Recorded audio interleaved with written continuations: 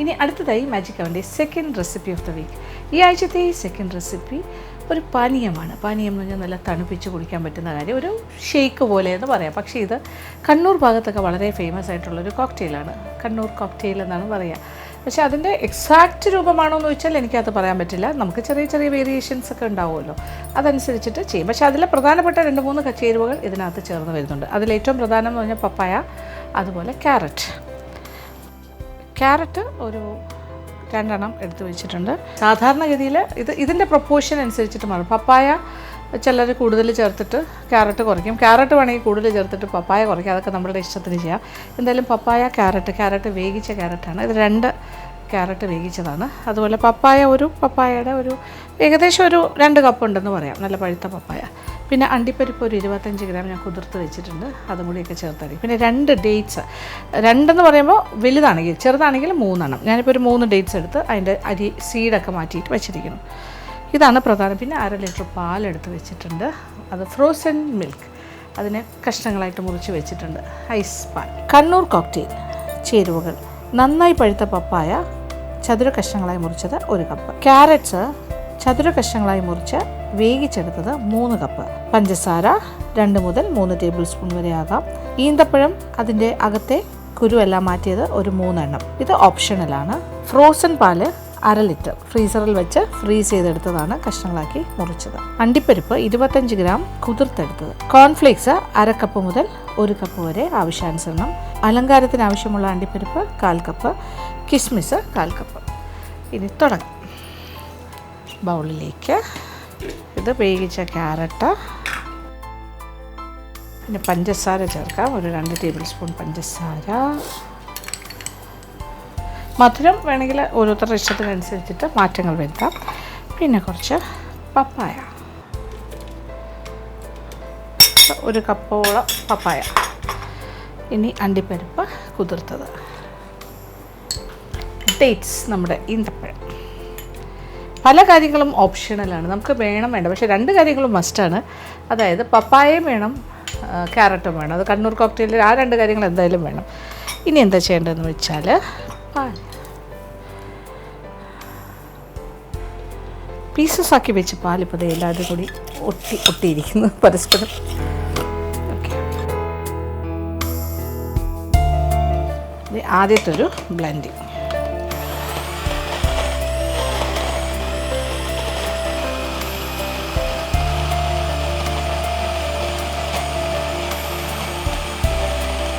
ഏതാണ്ട് നല്ല ഒരു കൊഴുത്ത്, നല്ല കുറുകിയിരിക്കുന്ന രീതിയിലേക്ക് ആയിക്കഴിഞ്ഞു. ഇനി ഇതിലേക്ക് കുറച്ച് ഐസ്ക്രീമും കൂടി ചേർത്തിട്ട് നമുക്ക് ഒന്നുകൂടി ഒന്ന് ബ്ലെൻഡ് ചെയ്യാം. അപ്പോൾ ഈ പ്രൊപ്പോർഷൻ എന്ന് പറയുമ്പോൾ പപ്പായ കുറച്ചും ക്യാരറ്റ് കൂടുതലാണ് ചേർക്കുന്നത് സാധാരണഗതിയിൽ കണ്ണൂർ കോക്ടെയിലിൽ. അതായത് ഒരു 1/3, നമ്മളിപ്പോൾ എത്ര എടുക്കുന്നോ ക്യാരറ്റ് നമ്മൾ എത്രയാണോ എടുക്കുന്നത് അതിൻ്റെ 1/3 ഭാഗം മതി പപ്പായ. പപ്പായയുടെ ടേസ്റ്റ് കയറി നിൽക്കരുതെന്നാണ് പറയുന്നത്. പിന്നെ നമ്മുടെ ചോയ്സ് ആണല്ലോ, നമുക്ക് പപ്പായ ടേസ്റ്റ് കൂടുതൽ ഇഷ്ടമാണെങ്കിൽ അത് കൂടുതൽ വേണമെങ്കിൽ ചേർക്കാം. പക്ഷെ ഒരു ഒത്തൻറ്റിക് ടിപ്പിക്കൽ കണ്ണൂർ കോക്ടെയിലിൽ ക്യാരറ്റ് വേവിച്ചത് കൂടുതലും പപ്പായ കുറച്ചുമാണ് ചേർക്കുന്നത്. ഐസ്ക്രീം ചേർക്കുന്നത് അതും നമ്മുടെ ഇഷ്ടത്തിന് കൂടുതൽ വേണമെങ്കിൽ ചേർക്കും.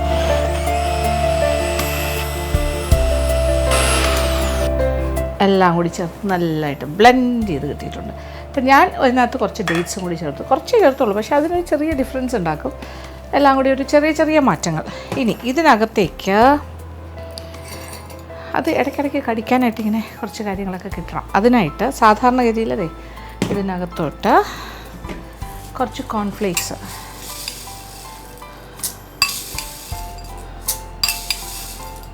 ഞാനിപ്പോൾ ഒരു 4 ടേബിൾ സ്പൂണോളം ചേർക്കും. പിന്നെ അതുപോലെ കുറച്ച് റേസിൻസോ കിസ്മിസോ അങ്ങനത്തെ ഏതെങ്കിലും ഒരു കാര്യം കുറച്ച് ചേർക്കാം. പിന്നെ കുറച്ച് അണ്ടിപ്പരിപ്പ് ചേർക്കാം. ഇതൊക്കെ ഇങ്ങനെ കഴിക്കുമ്പോൾ കടിക്കാനായിട്ട് കിട്ടും. ചെറുതായിട്ടൊന്ന് മിക്സ് ചെയ്ത് കൊടുക്കാം. അങ്ങനെ Kannur cocktail is getting ready. ഗ്ലാസ്സിലേക്ക് മാറ്റാം.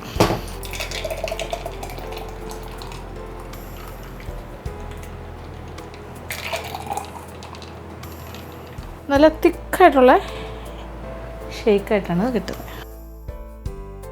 ഇനി ഇതിൻ്റെ മുകളിലായിട്ട് കുറച്ച് അലങ്കാരം കോൺഫ്ലേക്സ്, കുറച്ച് നട്ട്സ്, സിംബോളിക് റെപ്രസെൻറ്റേഷനാണ്. റൈസിൻസും കൂടെ വേണമെങ്കിലും വയ്ക്കാം. അങ്ങനെ നമ്മുടെ കണ്ണൂർ കോക്ടെയിൽ റെഡി ആയി കഴിഞ്ഞു. ഒത്തൻറ്റിക് അത്ര അതുപോലെ എക്സാക്റ്റ് ആണെന്ന് വെച്ചാൽ അങ്ങനെയല്ല, കുറച്ച് മാറ്റങ്ങളൊക്കെ ഉണ്ട്. ചെറിയ ചെറിയ മാറ്റങ്ങൾ വരുത്തിയിട്ടുണ്ട്. പക്ഷേ അത് ടേസ്റ്റി ആയിരിക്കും. ഓൾമോസ്റ്റ് ആസ് ഗുഡ് ആസ് ഒരു 80% കണ്ണൂർ കോക്ടെയിൽ പോലെ ആക്കി വെച്ചിട്ടുണ്ട്. ഓക്കെ, അപ്പോൾ എന്തായാലും പരീക്ഷിക്കുക, വീട്ടിൽ പരീക്ഷിക്കാൻ പറ്റിയ കാര്യമാണ്. ഈ ഒരു ചൂട് സമയത്തേക്ക് പറ്റിയതാണ്, നോമ്പ് കാലത്തേക്ക് പറ്റിയതാണ്. എങ്ങനെ നോക്കിയാലും ഹെൽത്തിയാണ്. കണ്ണൂർ നിവാസികൾക്കൊക്കെ വളരെ സുപരിചിതമായിരിക്കുമല്ലോ കണ്ണൂർ കോക്ടെയിൽ. അവിടുത്തെ ഏറ്റവും ഫേമസ് ആയിട്ടുള്ള കടയുണ്ട്. അതുപോലെ ഇപ്പോൾ അതുപോലെ തന്നെ അനുകരിച്ച് കൊണ്ടുവരുന്ന വേറെയും കടകളുണ്ട്, നല്ല പെർഫെക്റ്റ് ആയിട്ട് ചെയ്യുന്ന കടകളുണ്ട്. പക്ഷേ നമ്മുടെ വീട്ടിൽ ചെയ്യുമ്പോൾ നമുക്ക് ചെറിയ ചെറിയ മാറ്റത്തോടു കൂടി ചെയ്യാം. പിന്നെ ഇവിടുന്ന് ഏത് സ്ഥലത്തു നിന്നാണെങ്കിലും കണ്ണൂർ പോയി കഴിഞ്ഞാൽ ആദ്യമായിട്ട് എല്ലാവരും തേടി നടന്ന് കഴിക്കുന്ന കാര്യമാണ് കണ്ണൂർ കോക്ടെയിൽ. അപ്പോൾ എന്തായാലും നമ്മുടെ പറ്റുന്ന രീതിയിൽ നമുക്ക് വീട്ടിൽ തയ്യാറാക്കി കഴിക്കാം. അപ്പോൾ അത് ഇഷ്ടമാവും. അപ്പോൾ ഈ വിഭവം ഇഷ്ടമായി എന്ന് തന്നെ വിചാരിക്കട്ടെ. അപ്പോൾ തീർച്ചയായിട്ടും പരീക്ഷിക്കും.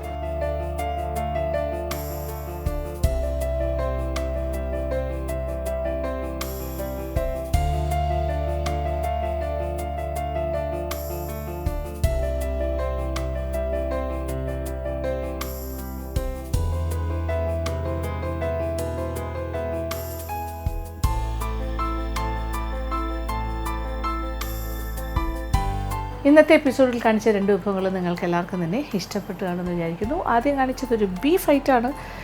എളുപ്പത്തിൽ ചെയ്യാൻ പറ്റിയ ടേസ്റ്റി യമ്മി ആയിട്ടുള്ളൊരു ബീഫ് റോസ്റ്റ്.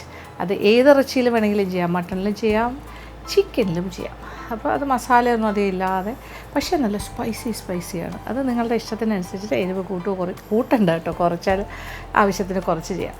രണ്ടാമത്തേതാണെങ്കിൽ നമ്മുടെ കണ്ണൂർ കോക്ടെയിൽ.